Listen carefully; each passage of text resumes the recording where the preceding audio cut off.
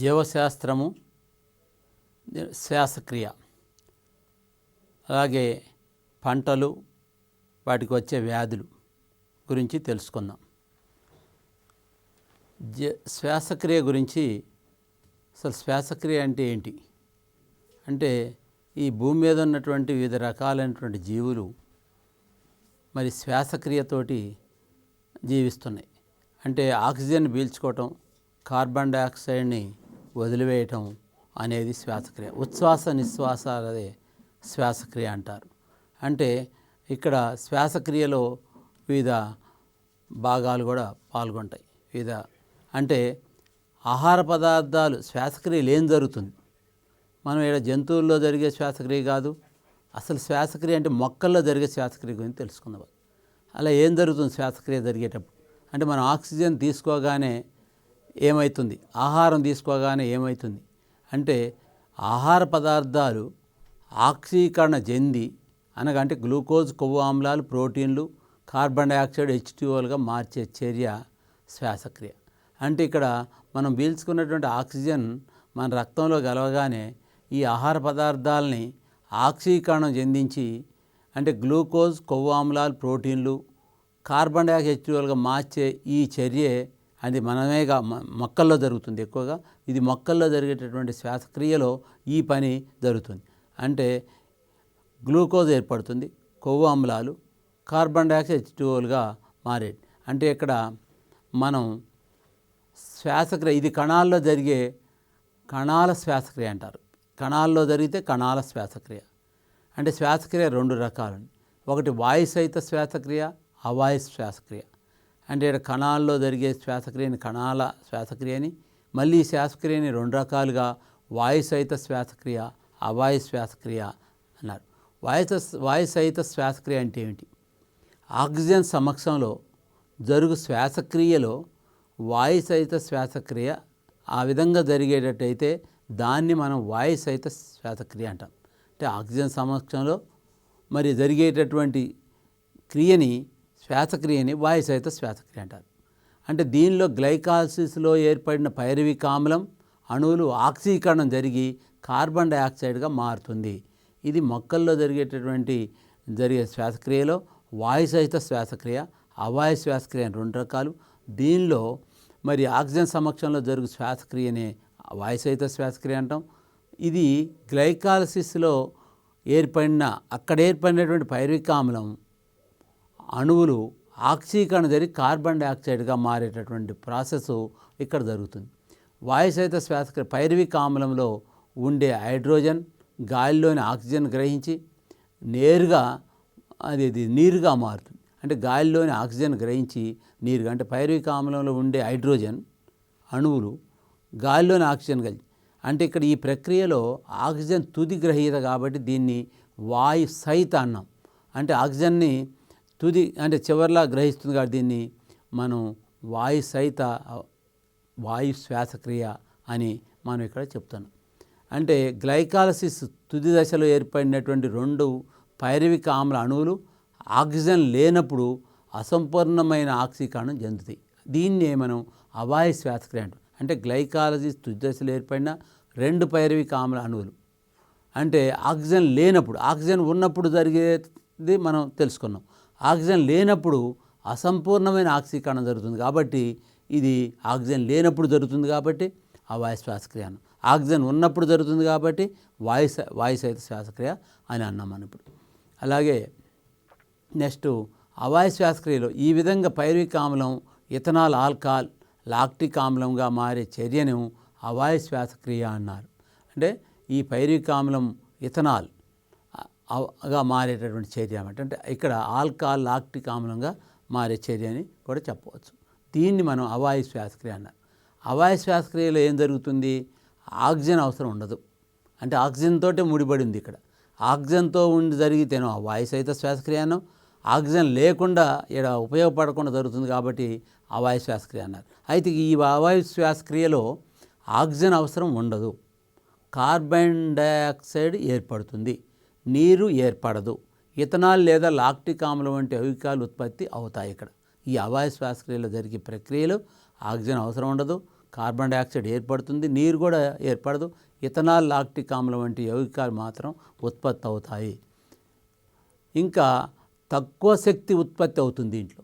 Mitochondrial ప్రమేయం కూడా ఉండదు. క్రెబ్స్ వలె ఎలక్ట్రాన్ రవాణా జరగదు. అయితే 2 ఏటీపీలు మాత్రం ఏర్పడతాయి. 2 ఏటీపీలు ఈ చర్యలో ఏర్పడతాయి. వాయుద శ్వాసక్రియ విషయానికి వచ్చినప్పుడు దీనికి భేదాలు మనం చూసినప్పుడు, అదే వాయు సహిత దాంట్లో ఆక్సిజన్ అవసరం ఉంటుంది, నీరు, కార్బన్ డైఆక్సైడ్ ఏర్పడతాయి, ఎక్కువ శక్తి ఉత్పత్తి అవుతుంది.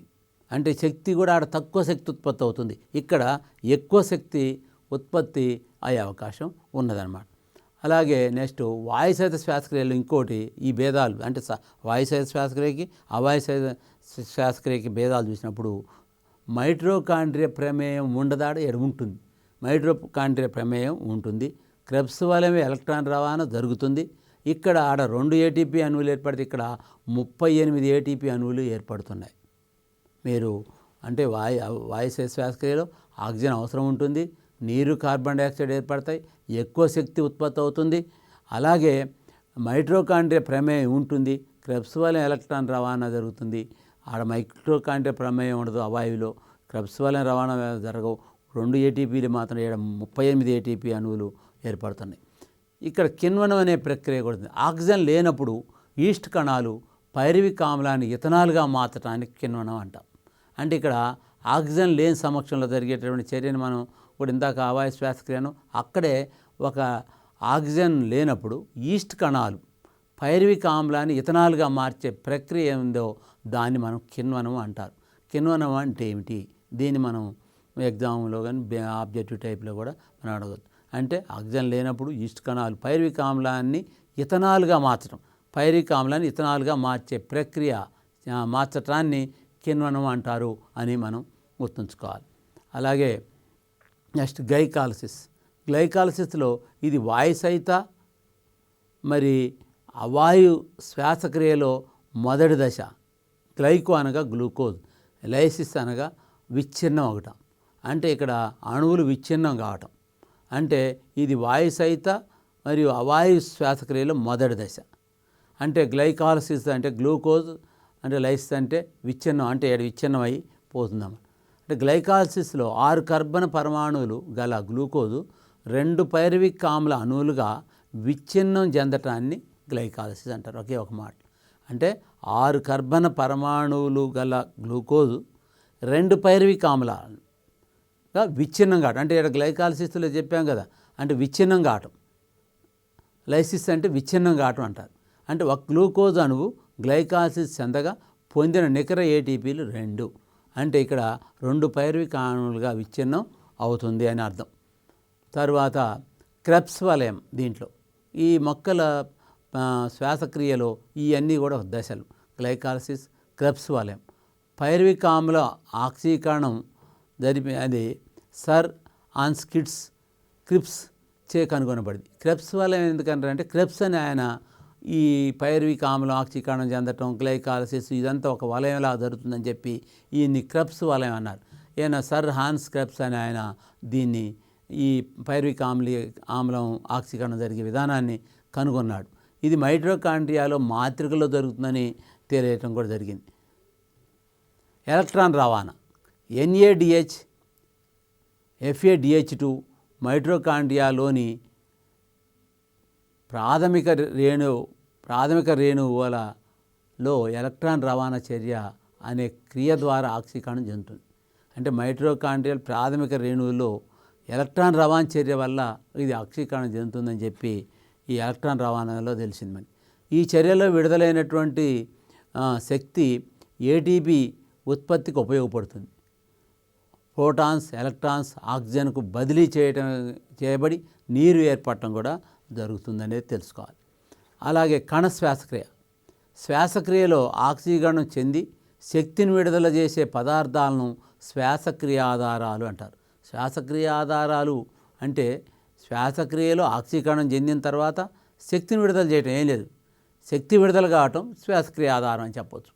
అంటే ఆటోమేటిక్గా శ్వాసక్రియ జరిగినప్పుడు ఆక్సీకరణం జరుగుతుంది. శ్వాసక్రియ జరుగుతుందంటే ఆక్సిజన్ కలుస్తుంది, ఆక్సిజన్ కలవటం అంటే ఆక్సీకరణం, ఆక్సీకరణం చెందటం అంటే శక్తి విడుదల అవుతుంది.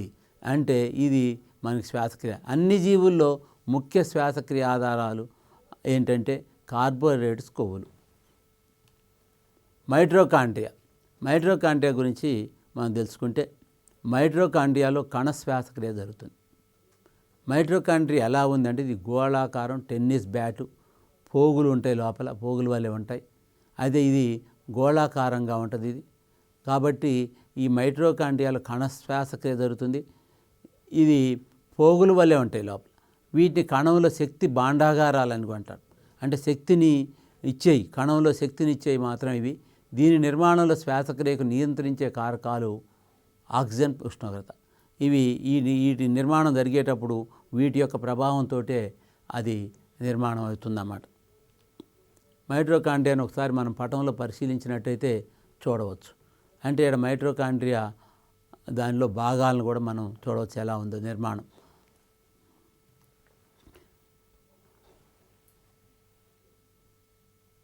ముడతలు పడినటువంటి భాగం ఉంటుంది, క్లిస్టే అంటారు. దీంట్లో పొరలుగా ఉంటాయి. మరి అలాగే ఇంకా ఈ మైటోకాండ్రియా గురించే కాకుండా మొక్కల్లో హార్మోన్స్ ఉంటాయి. మొక్కల్లో ఏమేమి హార్మోన్స్ ఉంటాయి? మొక్కల్లో కొన్ని రసాయనిక పదార్థాలు సమన్వయం చేస్తాయి, వీటిని హార్మోన్స్ అంటారు. ఇప్పుడు జంతువుల్లో కూడా హార్మోన్స్ ఉన్నాయని తెలుసుకున్నాం. జంతువుల్లో కూడా హార్మోన్స్ పెరుగుదలకు ఉపయోగపడుతుంది, ప్రత్యుత్పత్తి వ్యవస్థకు ఉపయోగపడుతుంది. మరి వాటిలో కొన్ని జీవక్రియలు నిర్వహించడం కోసం జంతువుల్లో ఉపయోగపడ్డట్టు ఇక్కడ మొక్కల్లో కూడా కొన్ని హార్మోన్స్ ఉండి అవి రసాయనిక పదార్థాలు సమన్వయం చేస్తాయి. అంటే కొన్ని మనం ఇంకా ఇంతకుముందు చెప్పినట్టుగా మొక్కల్లో అంటుగంటే పద్ధతిలో ఒక కాండాన్ని కత్తిరించి బెరడు తొలగించి అక్కడ వేరే మొక్కని తీసుకొచ్చి దాన్ని చుట్టి ఒక పాలిథిన్ పేపర్ చుట్టి ఆ విధంగా చేసినప్పుడు ఏమవుతుందంటే ఆ మొక్క నుంచి లేకపోతే ఒక మొక్క కాండాన్ని ఛేదనం చేసి అది భూమిలో పెట్టినప్పుడు భూమిలో నుంచి వేర్లు, అంటే ఆ కాండానికి వేర్లు రావటం. కానీ ఈ వేర్లు రావటం అనేటటువంటి శక్తి ఎలా వచ్చింది? ఈ హార్మోన్స్. అంటే అప్పుడు ఇక్కడ మొక్కల్లో విడుదలయ్యేటటువంటి హార్మోన్స్ వల్ల వాటికి వేర్లు వచ్చే, భూమి తాకగానే వేర్లు వచ్చే గుణం వచ్చిందన్నమాట. ఈ హార్మోన్స్ ఫలితంగానే ఈ మొక్కల్లో వేర్లు కానీ కొన్ని సమన్వయ ప్రక్రియలు జరుగుతున్నాయి. మొక్కల్లోని హార్మోన్స్ ఏంటి? ఆక్సిన్స్, జిబ్బరెలిన్స్, సైటోకైనిన్, అబ్సైసిక్ ఆమ్లం, ఇథలిన్. టాక్సిన్లు, జిబ్బరెలిన్లు, సైటోకైనిన్లు, అబ్సైసిక్ ఆమ్లం, ఇథలిన్, ఈ 5 మొక్కల్లో ఉన్నటువంటి హార్మోన్స్. ఇవి కూడా ఒక్కొక్క హార్మోన్స్ ఒక్కొక్క పనిని నిర్వహిస్తాయి. ఇప్పుడు కొన్ని పెరుగుదలను చూపెడతాయి, కొన్ని ఆకులు రాలేటటువంటి టైంకి రాలే స్వభావాన్ని, కొన్ని పండ్లు పక్వానికి వచ్చే స్వభావాన్ని, ఇట్లా కొన్ని గుణాలని ఈ ఆకుల్లో, ఈ చెట్లలో, ఈ మొక్కల్లో, కొన్ని శాఖల్లో, కొన్ని భాగాల్లో వాటి యొక్క ప్రభావాన్ని చూపెడుతుందనే విషయాన్ని గుర్తుపెట్టుకోవాలి. బాష్పోత్సేకం. మొక్క శాఖీయ భాగాలు సజీవ కణాల నుంచి ఆవిరి రూపంలో నీటిని కోల్పోవటాన్ని బాష్పోత్సేకం అంటారు. మొక్క శాఖీయ భాగాల సజీవ కణాల నుంచి, అంటే మొక్క కణాల నుంచి, అంటే మొక్కలో ఉన్నటువంటి శాఖల్లో, కాండంలో భాగాలు, ఏ భాగాలనే అంటే వాటి సజీవ కణజాలం నుంచి ఆవిరి అనేది బయటకు వస్తుంది. ఆ ఆవిరి రూపంలో నీటిని బయటికి కోల్పోవటమే బాష్పోత్సేకం. అంటే ఆ బాష్పోత్సేకం జరగటం వల్లనే మనకి మొక్క దగ్గర మనం ఉన్నప్పుడు అక్కడ గాలిలోకి నీటి ఆవిరి రావటం వల్ల, నీటి ఆవిరి రావడం గాలిలో ఉన్నటువంటి వాతావరణం చల్లబడి ఆ చెట్టుకి మనకి చల్లదనాన్ని ఇస్తుంది. ఆ చెట్టు కింద నిలబడటం వల్ల చల్లగా ఉండటానికి కారణం ఈ బాష్పోత్సేకం అనే ప్రక్రియ జరగటం వల్లనే. ఒకవేళ బాష్పోత్సేక ప్రక్రియ జరగకపోతే మనం బయట చెట్టుకు దూరంగా నిలబడ్డప్పుడు మనకి ఎండగా వేడిగా అనిపిస్తుంది, చెట్టు దగ్గరికి రాగానే మనకి చల్లగా అంటే సూర్యరశ్మి పడకపోవటం ఒకటి. ఇంకోటి ఏంటంటే చెట్ల కణాల్లో నుంచి, శాఖల కణాల్లో నుంచి ఆవిరి రూపంలో నీటిని కోల్పోతుంది అన్నమాట చెట్టు. ఆ విధంగా నీటిని కోల్పోవటం వల్ల బాష్పోత్సేకం అనేటువంటి ప్రక్రియ జరగటం వల్ల ఏమవుతుందంటే ఆ చుట్టూ వాతావరణం చల్లబడుతుంది. అందుకని మనం ఎక్కువగా చెట్లు కనుక నాటినట్టయితే, ఎక్కువ భాగం చెట్లు నరికితే మనం వాతావరణంలోకి నీటి ఆవిరి తక్కువగా చేరి కార్బన్ డైఆక్సైడ్ శాతం పెరిగి, మరి పైగా మనకి ఎక్కువగా వేడి వేడి ప్రభావం ఎక్కువగా వాతావరణంలో చూపెట్టే అవకాశం ఉంది. మరి ఆ వాతావరణాన్ని పోగొట్టాలంటే కంపల్సరీగా ఎక్కువగా చెట్లు ఉన్నట్టే వాటిలో బాష్పోత్సేక ప్రక్రియ జరిగి మనకి నీటి ఆవిరి వాతావరణంలోకి వచ్చే అవకాశం ఉన్నది. కేవలం 2% కంటే తక్కువ నీరు మొక్కల్లో ముఖ్యమైన క్రియలకు ఉపయోగపడుతుంది. మిగిలిన నీరంతా బాష్పోత్సేక రూపంలోనే బయటకు వస్తుంది. ఎక్కువ భాగం మనం అనుకుంటాం పోసిన నీళ్ళన్నీ కూడా భూమిలోకే పోవు. అవి భూమి పీల్చుకున్నటువంటి చెట్ల నుంచి నీటి ఆవిరి బయటికి రావటువంటి కొంత కేవలం 2% కంటే తక్కువ నీరే మొక్కల్లో ముఖ్యమైన క్రియలకు ఉపయోగపడుతుంది. అంటే 2%, అంటే నీరు మొక్కలు పీల్చుకున్నటువంటి 2% మాత్రమే మొక్కలకు ఉపయోగపడుతుంది. మిగిలినటువంటి నీరు మొత్తం మరి బాష్పోత్సేక రూపంలో బయటకు వస్తుంది, నీటి ఆవిరి రూపంలో బయటకు వస్తుంది. అందువలనే మనకి వాతావరణం మరి ఒక క్రమ పద్ధతిలో సమతాస్థితిలో ఉండటానికి సహాయపడుతుంది. ఇక్కడ వ్యవసాయం చూసినట్టయితే ఇప్పుడు మనం చూసినటువంటి ప్రక్రియలే కాకుండా వ్యవసాయ పద్ధతులు కూడా చూడాలి. అంటే వ్యవసాయం ఎలా నిర్వహిస్తాం, ఏ పద్ధతిలో వ్యవసాయాలు చేస్తున్నారు ఈరోజు, వ్యవసాయం అంటే ఏమిటి, మరి మనం తినేటటువంటి ఆహారం ఎక్కడి నుంచి లభిస్తుంది, మరి ఆ లభించినటువంటి ఆహారం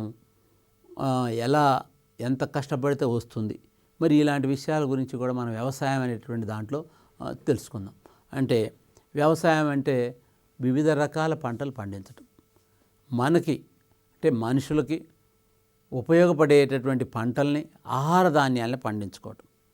ఆహార ధాన్యాలని ఒక్క సంవత్సరం వేసి అది కొన్ని సంవత్సరాల దాకా పండించే కొన్ని పంటలు, ఒక సంవత్సరం ఇప్పుడు మామిడి తోట, కొన్ని తోటలు దానిమ్మ తోట, నిమ్మ తోట లాంటి ఒక సంవత్సరం వేసి దాన్ని పెంచుకుంటూ పోతే ఇక దాన్ని కొట్టేయకుండా కొన్ని సంవత్సరాల పాటు దాని నుంచి ఫలాల్ని మనం పంటను పొందుతున్నాం.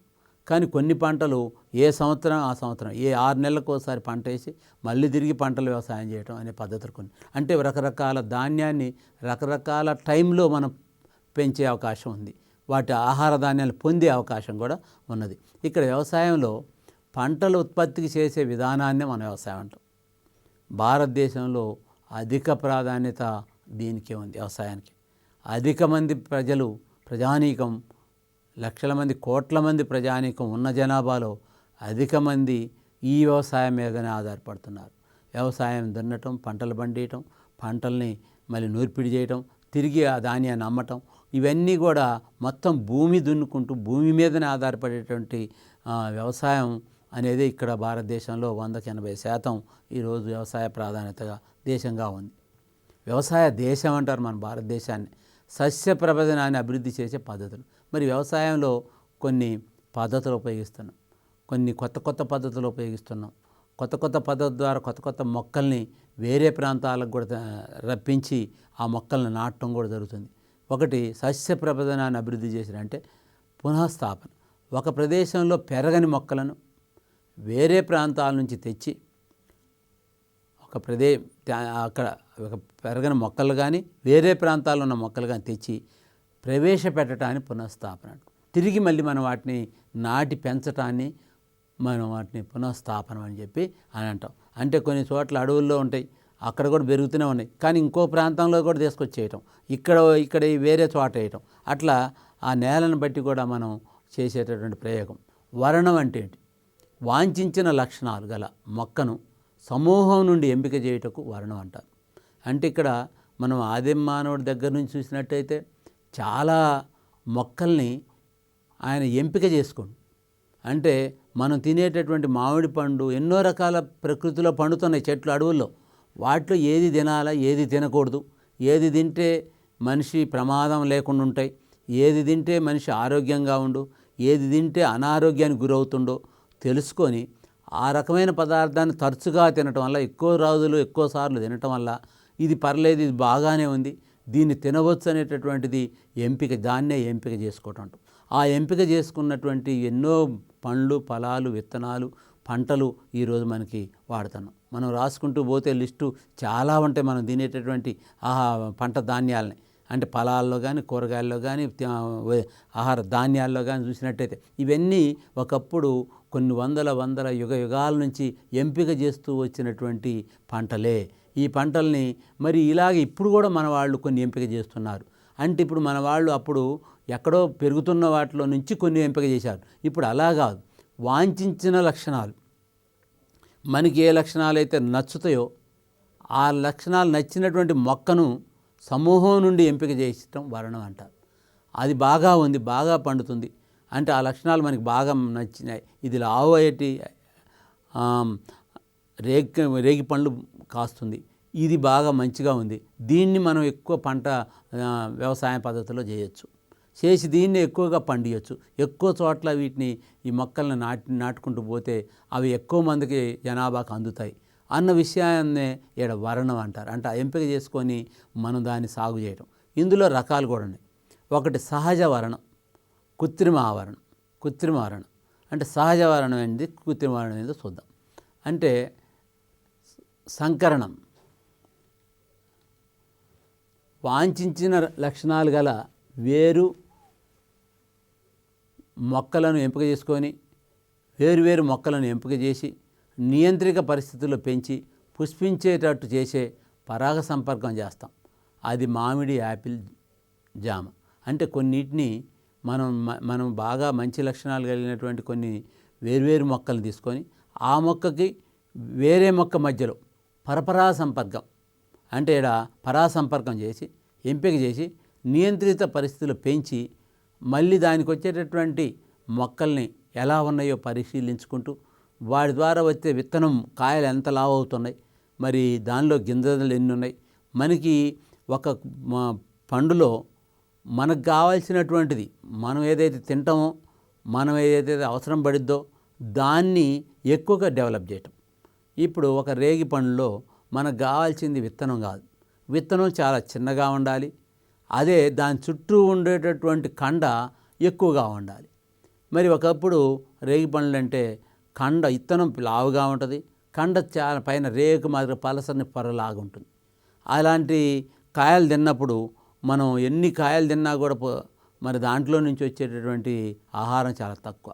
మరి దాన్ని దృష్టిలో పెట్టుకొని మన వాళ్ళు కొన్ని ముఖ్యమైనవి తీసి ఇంకో ఎక్కువగా మనకి ఏదైతే అవసరం ఇక్కడ వాంఛిత లక్షణాలు ఏంటి, దాని యొక్క కండ అవసరం కాబట్టి కొన్ని విత్తనాల్లో కండ అవసరం ఉండదు, దానిలో ఉన్నటువంటి విత్తనాలు కావాలి. ఎక్కువ విత్తనాలు వస్తే మనకి లాభం, విత్తనాలు మాత్రమే మనం తింటాం కాబట్టి విత్తనాలు ఎక్కువగా వచ్చేటట్టు తింటాం. అదే ద్రాక్ష ఉంది, ద్రాక్షలో మనకి కండ ఎక్కువ కావాలి, విత్తనాలు ఉండాలి. అసలు విత్తనాలు కూడా లేకుండా ఉంటే బాగు అనే ఆలోచన వచ్చింది మనిషికి. విత్తనాలు లేని ద్రాక్షను తయారు చేయటం మొదలుపెట్టారు. అంటే ఈ విధంగా వాంఛిత లక్షణాలు ఉన్నటువంటి వాటిని మనం ఎంపిక చేసుకొని వాటిని డెవలప్ చేయటం కూడా ఇది దీంట్లోకి వస్తాయి. అలాగే ఉత్పరివర్తన ప్రభజనం అంటే వాంఛించిన జన్యువులను తీసుకొని రావటాన్ని ఉత్పరివర్తన అంటారు. అంటే మనకి నచ్చిన జన్యువులను కూడా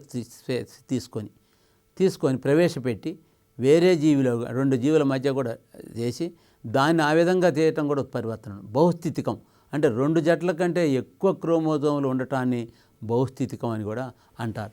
మరి ఈ విధంగా మనం రకరకాల విత్తనాలని సంకరణ పద్ధతుల్లో మరి కొత్త పద్ధతుల్లో మనం ఎక్కువ ఉపయోగపడేటువంటి లక్షణాలు కలిగినటువంటి మొక్కల్ని పొందుతూ చేసేటటువంటి వ్యవసాయం కూడా ఉంది. ఆ వ్యవసాయం రైతులకి శాస్త్రవేత్తలు అందిస్తున్నారు. అలాంటి విత్తనాలు నాటండి, అలాంటి విత్తనాలు నాటితే రోగనిరోధక శక్తి కలిగినటువంటి మొక్కలను కూడా అందియటం. అంటే పండియగానే దానికి ఎక్కువ మందులు కొట్టడం, అవి తిరిగి మనం తింటే మళ్ళీ రోగాలకు గురవుతాం కాబట్టి వాటి రోగ నిరోధక శక్తి తక్కువ ఉండే వాటిని పెంచాలా అని చెప్పి వాటిని కూడా తొలగించే ప్రయత్నాలు చేస్తారు. బయోటెక్నాలజీ, పంటల అభివృద్ధి. ఈరోజు బయోటెక్నాలజీ అనేది ఒకటి పెద్ద విప్లవాత్మకమైనటువంటి మార్పు.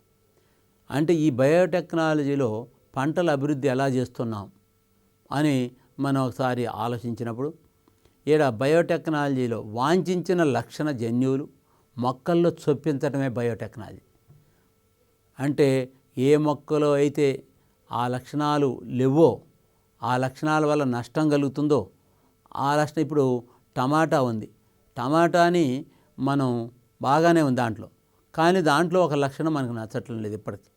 ఏంటి, టమాటా పండిన తర్వాత ఒక్కరోజు కూడా ఉండదు, రెండో రోజు మూడో రోజు దాకా ఉండదు. దాంట్లో ఒక లోపం ఏముంది, ఒక 10 రోజులు ఒక వారం రోజులు అది అలాగే వెంటనే అది పగిలిపోకుండా కుళ్ళిపోకుండా ఉంటే బాగు అనే ఆలోచన మనిషికి వచ్చింది. దాన్ని ఎక్కువ రోజులు ఉండేటట్టుగా ప్రయత్నించటమే ఈ బయోటెక్నాలజీలో అభివృద్ధి.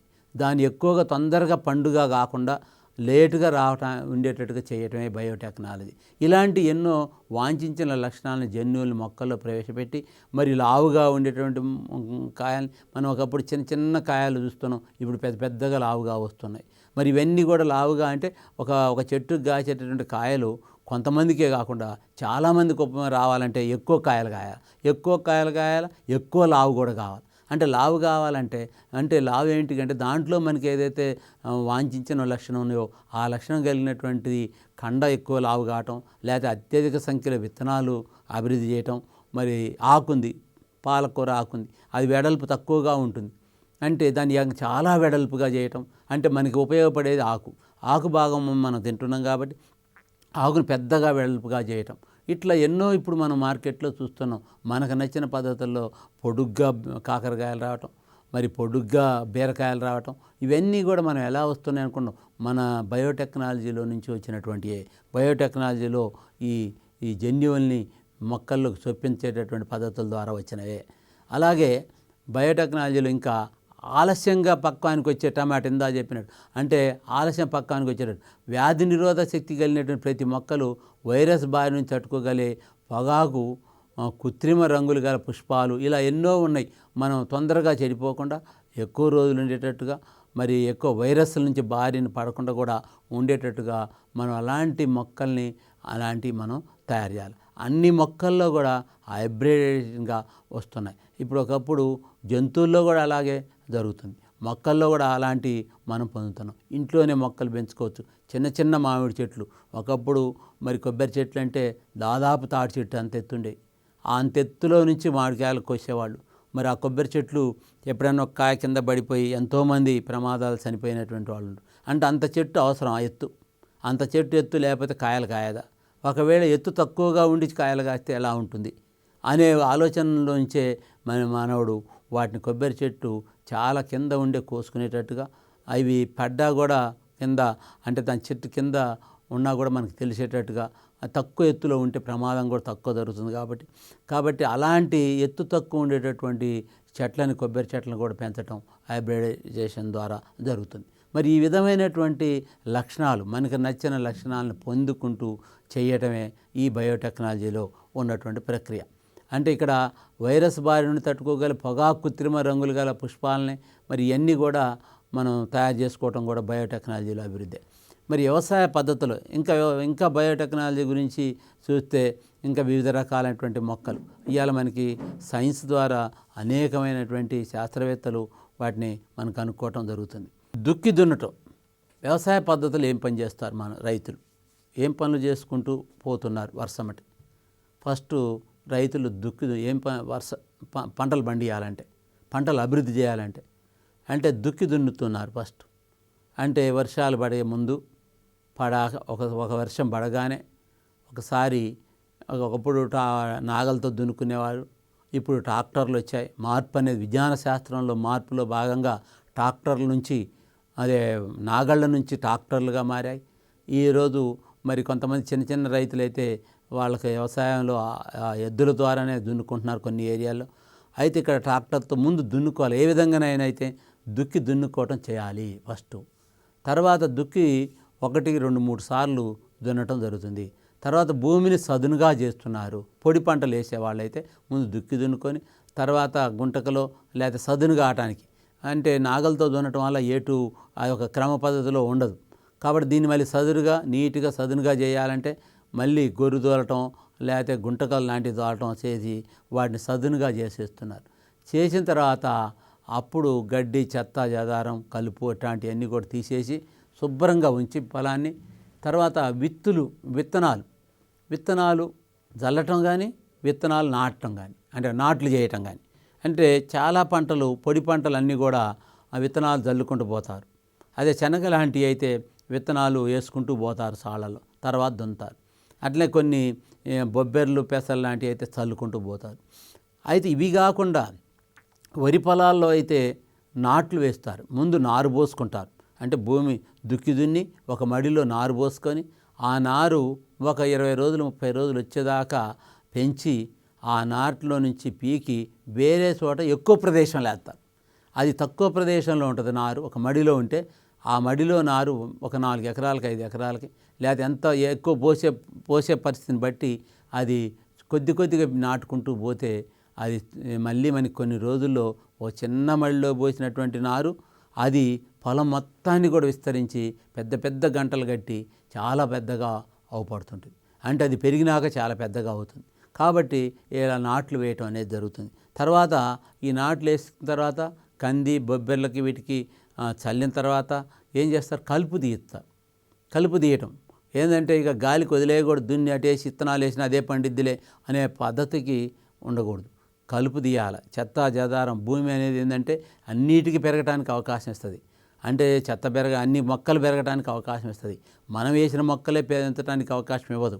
అంటే వేరు మొక్కలు అంటే భూమిలో ఎన్నో రకాల విత్తనాలు రాలి ఉన్నాయి. ఆ రాలి ఉన్నటువంటి విత్తనాలు అన్నీ కూడా తిరిగి మళ్ళీ మొలకెత్తుతాయి ఈ నీరు తగలటం వల్ల. అంటే ఈ మొలకెత్తేటప్పుడు కలుపు అంటారు. అదే అంటే మనం వేసిన దాన్ని పంట కాకుండా వేరే ఏ ఇతర మొక్కలు ఉన్నా కూడా దాన్ని మనం కలుపు అంటారు. అంటే ఆ మొక్కలు మనం వేసినటువంటి మొక్కల్ని పెంచకుండా నిలిపివేసే అవకాశం ఉంది. కాబట్టి మనం ఆ మొక్కల్ని మొత్తం కూడా కలుపు అని తీయటం అనే పద్ధతి ద్వారా మొత్తం తొలగించి మనం వేసిన పంటని అవి ఫ్రీగా ఈజీగా మరి ఎటువంటి వ్యాధి కలగకుండా పెరిగేటట్టుగా చేయాలి.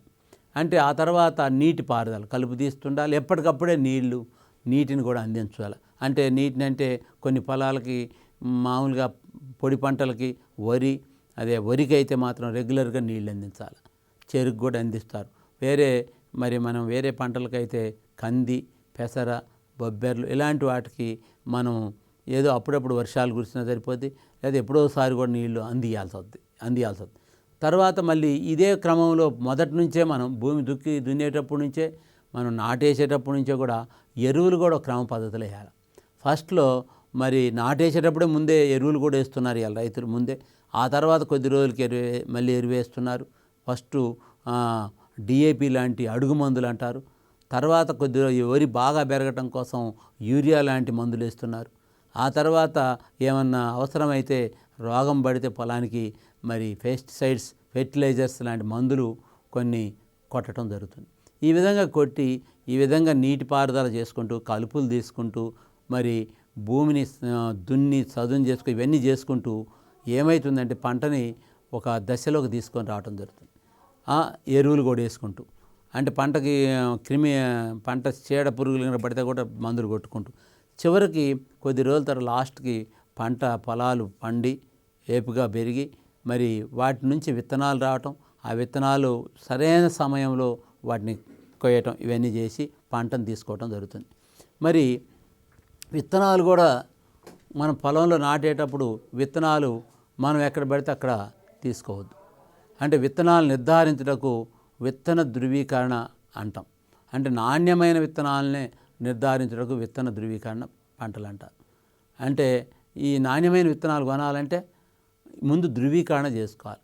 ఎక్కడ దొరుకుతాయి అంటే ఒక బస్తా మీద జాతీయ విత్తనాభివృద్ధి సంస్థ అంటే రాష్ట్ర విత్తనాభివృద్ధి సంస్థ అని రాసి ISI ముద్రేసి దాని మీద మనకి ఉంటాయి. అలాంటి విత్తనాలే కాదు, దీంట్లో కూడా డూప్లికేటు బోగస్ కల్తీ విత్తనాలు కూడా వస్తున్నాయి.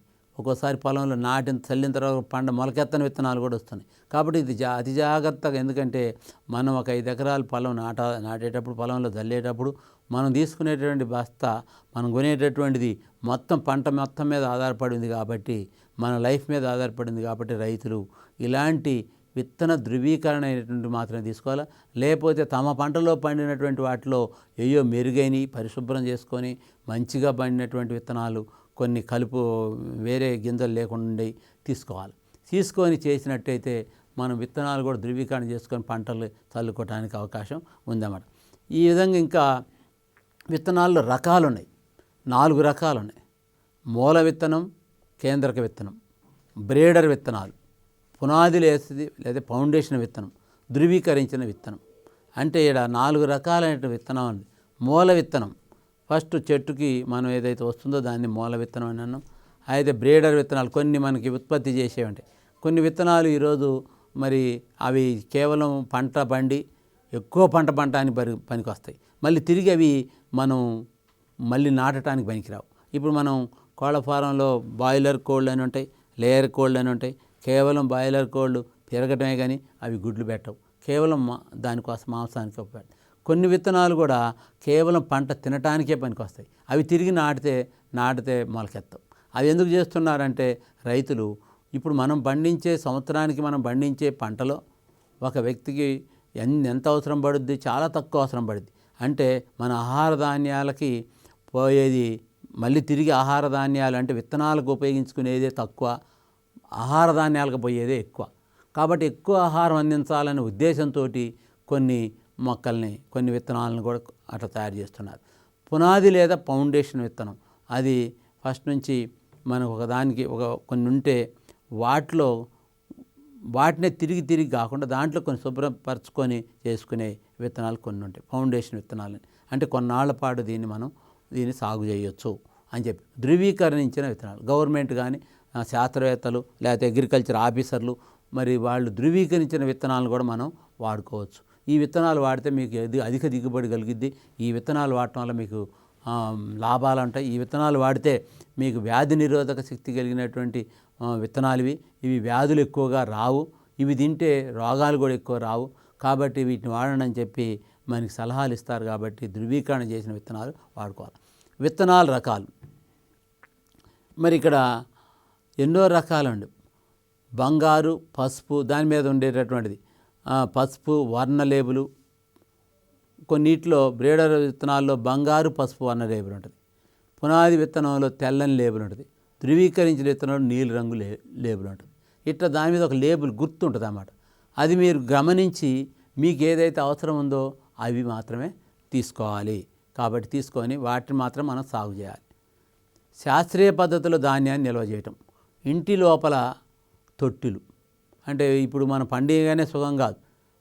గత కొంత వెనకటి రోజుల్లో ధాన్యం పండించినా కూడా కొనేవాళ్ళు లేకపోవటం వల్ల ఆ ధాన్యాన్ని మార్పిడి చేసుకొని తనకు కావాల్సిన వస్తువులు తీసుకొచ్చుకునేవాళ్ళు.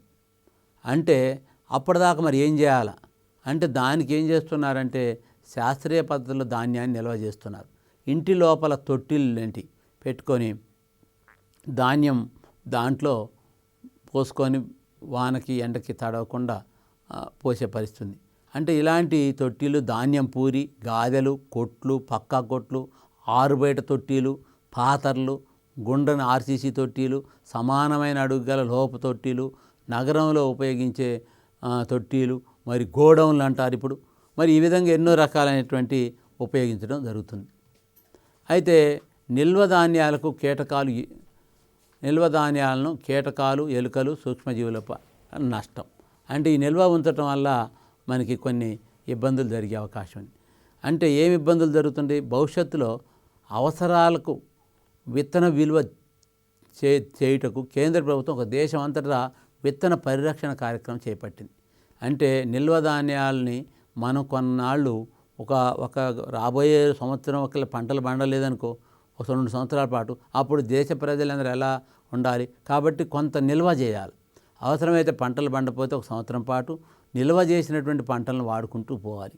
మరి ఈ విధమైనటువంటి పద్ధతిని ప్రభుత్వాలు భవిష్యత్తు కోసం ఉపయోగిస్తున్నట్టు. అంటే ఆహారం కోసం అలమటించి చనిపోయే పరిస్థితి రాకూడదు, ఇతర దేశాల మీద ఆధారపడే పరిస్థితి రాకూడదు. కాబట్టి ధాన్యాన్ని నిల్వ చేసుకోవాలి. అలాగే ఇంకా నిల్వ ధాన్యాల కీటకాల నుంచి కూడా మనం బయటికి పోవచ్చు. అయితే దీంట్లో మనం ఇంకా ఇవి కాకుండా ఇంకా మనకి దీన్ని చాలా ఇంపార్టెంట్ది. ఇది తెలంగాణలో కూడా హైదరాబాదులో రాజేంద్ర నగర్లో ఉంది. ఇప్పుడు దీంట్లో కూడా మనకి కొన్ని ముఖ్యమైనటువంటి ప్రశ్నలు మనం ఆడుకోవచ్చు. కణంలో శక్తి భాండాగారాలు ఏంటి అంటే మనకి మైటోకాండ్రియాలు తెలుసు. జంతువులు జరపలేని కిరణజన్య క్రియ.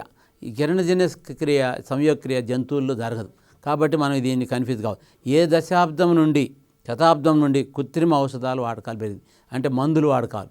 అంటే ఇప్పుడు మనం ఏదోవరకు నాటు మందులు వాడేవాళ్ళం, ఎప్పుడు పెరిగింది అని అంటే 18వ శతాబ్దం. బాష్పోత్సేకాన్ని కొలిసే పరికరం ఫోటోమీటర్. అంటే ఇలా ఆక్సిన్లు దాని యొక్క ప్రభావం ఏం చూపెడతాయి, మొక్కల్లో పెరుగుదలను చూపెడతాయి. పండుటాకులు ఏర్పడటానికి ఆలస్యం అయ్యేలా చేసేది ఏమిటి అంటే పై అన్ని ఆక్సిజన్లు, జిబ్బరిన్లు, సైటోకైనిన్లు ఇవన్నీ కూడా ఆ విధంగా చేస్తుంది. రబ్బరు ఒక ఏంటది లేటెక్స్, లేకపోతే రెసిన్, టానిన్ ఇవన్నీ, అంటే ఇది లేటెక్స్ సంబంధించింది. మైట్రోకాండ్రియా మైట్రోటాక్సిన్ విష పదార్థాలను స్రవించేది శిలీంధ్రాలు. మరి అలాగే ఇంకా మనం కణంలో శక్తి ఉత్పాదంటే చెప్పాం. గరిష్ట శ్వాసక్రియ రేటు, దీన్ని కూడా మనం బాగా గుర్తుంచుకోవాలా. ఇది 40 సెంటీగ్రేడ్ గరిష్ట శ్వాసక్రియ రేట్ అనమాట. మైట్రోకాండ్రియాలో త్వచపు ముడతలను ఏమంటారు? క్రిస్టి. మరి ఇట్లాంటివన్నీ మనం గుర్తుంచుకొని మనకు వచ్చేటటువంటి ఎగ్జామ్లో మంచిగా రాసి, మరి అందరూ కూడా దీని మీద కొంత టైం తీసుకొని ఎక్కువగా దీన్ని ఇంకోసారి చదువుకొని మరి ఎక్కువగా దీంట్లో ఆన్సర్ చేయాలని కోరుకుంటూ నమస్తే.